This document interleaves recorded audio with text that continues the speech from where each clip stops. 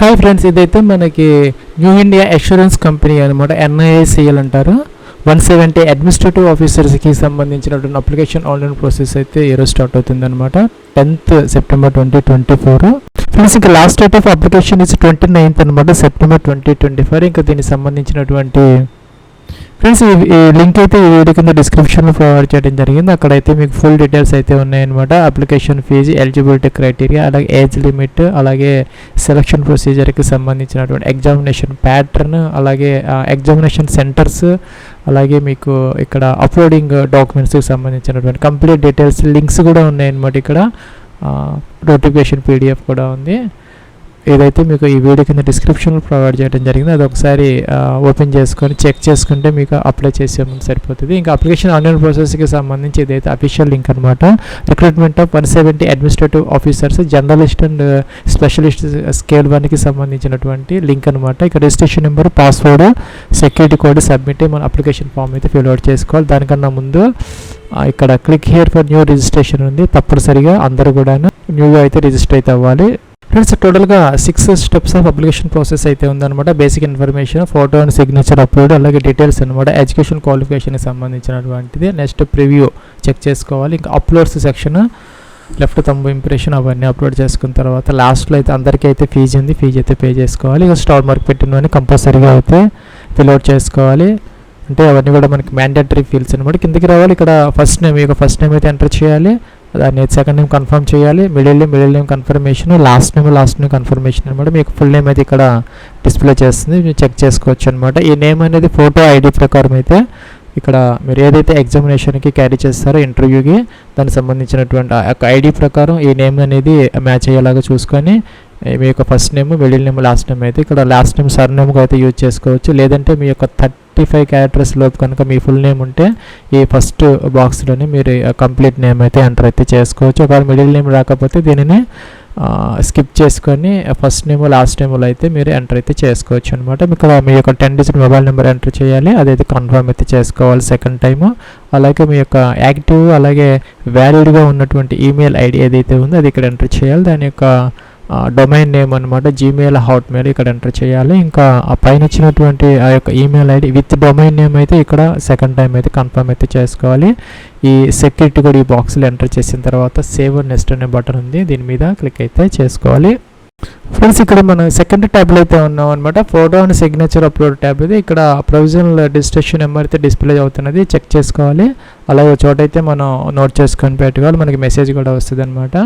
అలాగే కిందకైతే రావాలి. ఇక్కడ ఫోటోగ్రాఫ్ అయితే అప్లోడ్ చేసుకోవాలి, టిక్ ఆన్ చేయాలి. అలాగే సిగ్నేచర్ అప్లోడ్ చేయాలి, టిక్ ఆన్ చేయాలి. నెక్స్ట్ ఇక్కడ నెక్స్ట్ అనే బటన్, దీని మీద క్లిక్ అయితే చేసుకోవాలి. ఫ్రెండ్స్, ఫోటో అనేది మన latest colour passport size photographer 4.5 cm x 3.5 cm ఉండేలాగా చూసుకొని అది 20 to 50 KB మధ్య JPG ఫార్మాట్లో అయితే అప్లోడ్ అయితే చేసుకోవాలి. ఇంకా సిగ్నేచర్ కూడా ఒక 10 to 20 KB మధ్య అనమాట. ఒక వైట్ పేపర్ మీద బ్లాక్ ఇంక్తో సిగ్నేచర్ చేసుకొని అంతవరకు స్కాన్ చేసుకొని క్రాప్ చేసుకొని స్కాన్ చేసిన తర్వాత 10 to 20 KB మధ్య JPG ఫార్మాట్లో అది కూడా మనం అప్లోడ్ అయితే చేసుకోవాలి.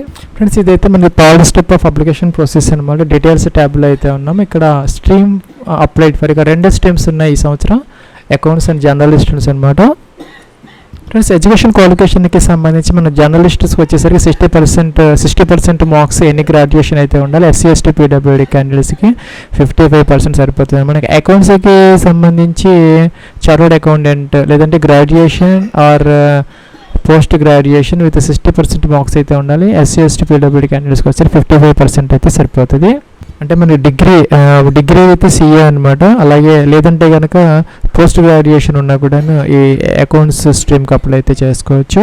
ఇంకా జర్నలిస్ట్స్కి మాత్రం ఓన్లీ గ్రాడ్యుయేషన్ అనమాట, 60% ఉంటే సరిపోతుంది.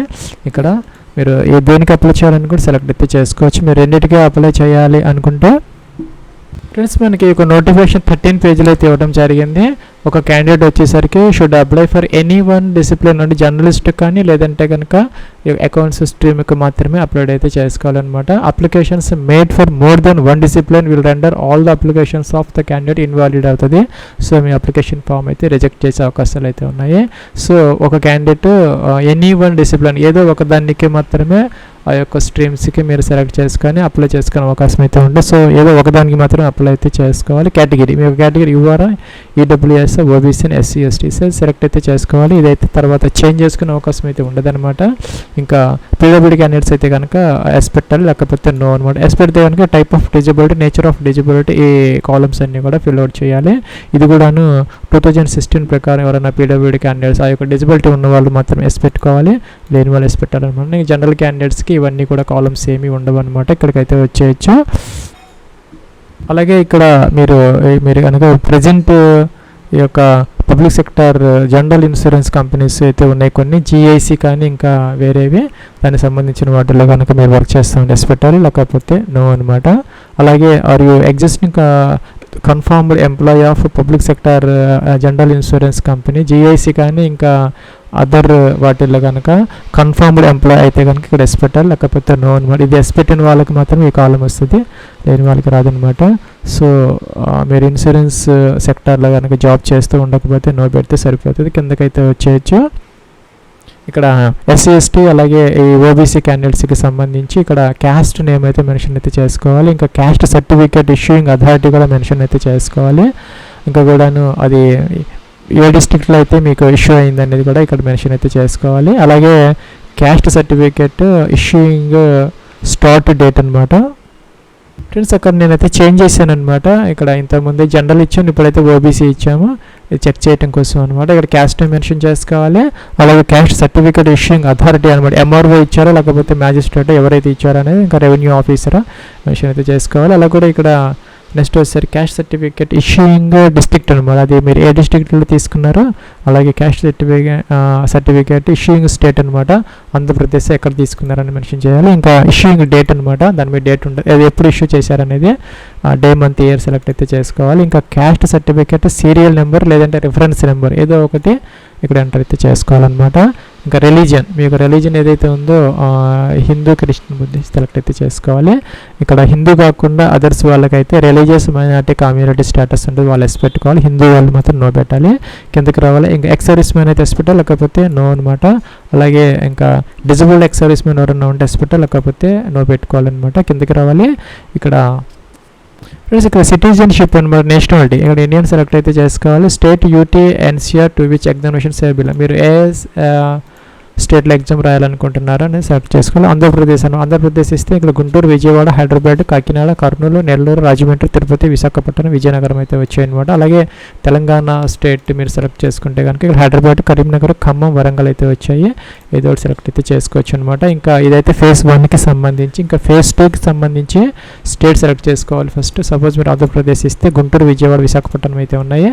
ఇంకా తెలంగాణ ఇస్తే కనుక మీకు హైదరాబాద్ ఒకటే వస్తే సెలెక్ట్ అయితే చేసుకోవచ్చు. డేట్ ఆఫ్ బర్త్ అనమాట, డేట్ ఆఫ్ బర్త్ ఇక్కడ సెలెక్ట్ అయితే చేసుకోవాలి. మీ యొక్క ఫోటో ఐడి వాటి ప్రకారం, ఎందుకంటే ఎగ్జామినేషన్లో మనం క్యారీ చేస్తాం కాబట్టి ఇక్కడ మీ యొక్క ఏజ్ అనేది ఫస్ట్ సెప్టెంబర్ 2024 చూపెడతారు, చెక్ చేసుకోవాలన్నమాట. మీ ఏజ్ అనేది 21 to 30 years మధ్య అయితే ఉండాలి. ఏజ్ రిలాక్సేషన్ అప్లికబుల్ అయితే అవుతుంది.